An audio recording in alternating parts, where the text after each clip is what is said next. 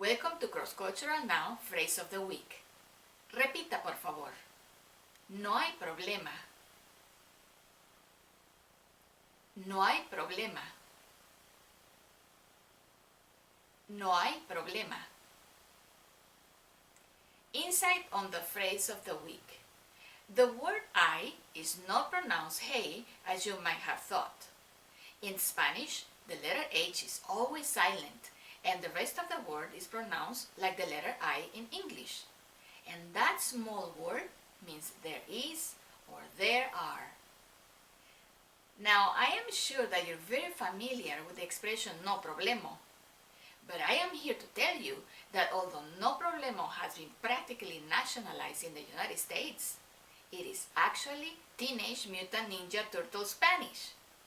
It is an expression popularized also in Terminator 2, and even the little brown creature from outer space called Alf and Bart Simpson popularized this mistaken expression as well. Now you know that the correct way to say no problem is actually no hay problema. Please stay tuned for next week's Word of the Week.